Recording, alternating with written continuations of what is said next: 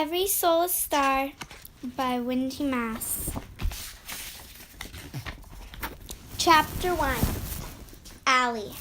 In Iceland, fairies live inside rocks. Seriously, they have houses in there and schools and amusement parks and everything. Besides me, not many people outside of Iceland know this, but you just have to read the right books, and it's all there. When you're homeschooled, you have a lot of books. I also know how to find every constellation in the sky and that the brightest star in any constellation is called the Alpha.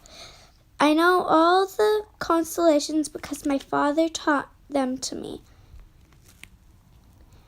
And I know about the Alpha because it is also my name. But my family and friends call me Allie. Okay, that's not entirely true. I don't really have any friends, not within hundreds of miles anyway.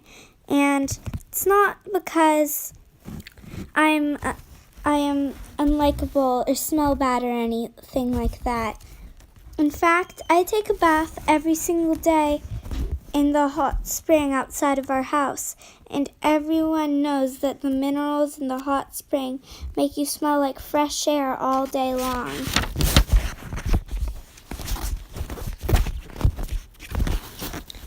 The fact that we live somewhere with a hot spring outside of our house pretty much explains why I don't have friends nearby.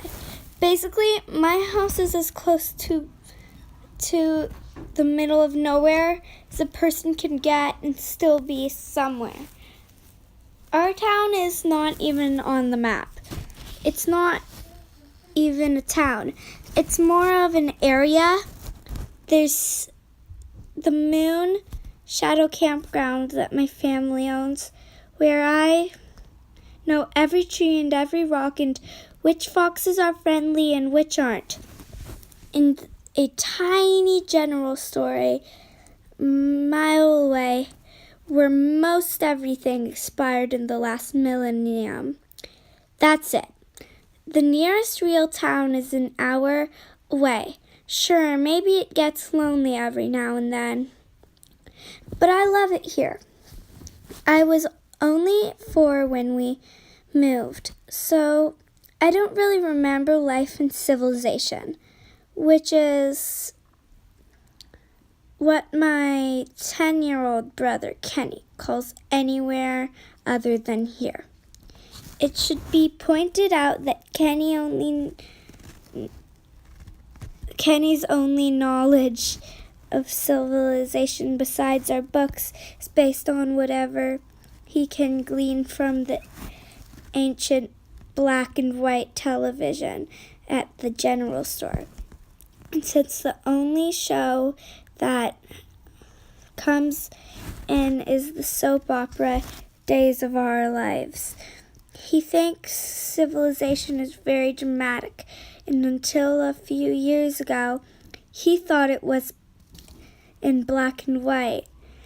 Some people might think my parents are crazy for doing what they did, up and leaving their jobs to build a campground in the middle of nowhere, USA.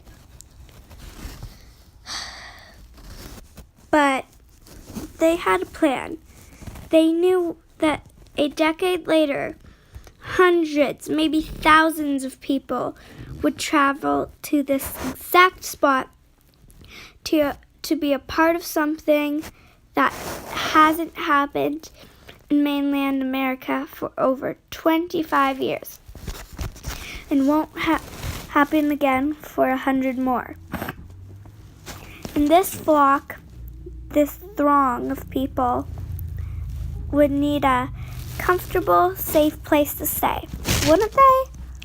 With hot springs and hot coffee and clean bathrooms and their choice of tents or cabins and no televisions to remind them of anywhere other than here. My parents knew that for one day Our 2-square-mile campground would be the only patch of land in the entire country to lie smack dab in the path of the great eclipse when it passes overhead. And precisely 22 days and some hours from now, the sun will get erased from the sky. The planets will come out to greet us. The birds will stop singing. And a glowing hollow of light will flutter like angels' wings above our heads. Except, of course, if it rains.